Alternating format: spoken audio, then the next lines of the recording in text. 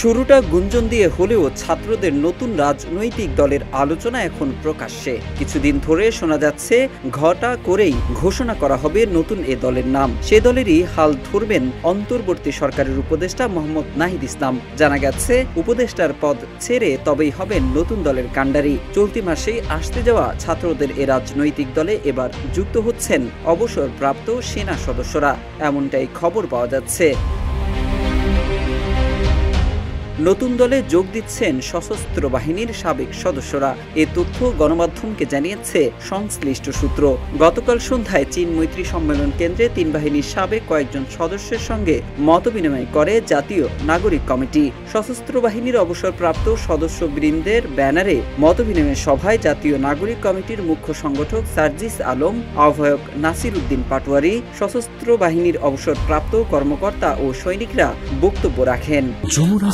Refrigerator, smart life a smart refrigerator.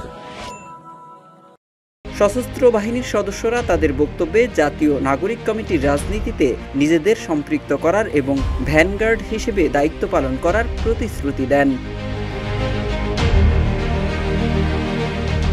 এদিকে সশস্ত্র বাহিনীর সাবেক সদস্যদের নতুন রাজনৈতিক দলে স্বাগত জানিয়ে সার্জিস আলম বলেন, আপনাদের দায়িত্ব নিতে হবে, ভোটের রাজনীতিতে আসুন। এই রাজনীতি যেন জনগণের রাজনীতি হয়। আপনারা একজন চেয়ারম্যান, মেয়র, কাউন্সিলর বা এমপি মন্ত্রী হয়ে উঠুন। সশস্ত্র বাহিনীর সাবেক কর্মকর্তা ব্রিগেডিয়ার জেনারেল রুকুন উদ্দিন বলেন, ছাত্র নেতৃত্বের উপর শকুনের থাবা উত পেতে আছে। তাদের নানাভাবে বিতর্কিত করার চেষ্টা চলছে। অবৈধ টাকা ছড়াচ্ছে পতিত ফ্যাসিবাদ। এ বিষয়ে সজাগ থাকার কথাও বলেন তিনি।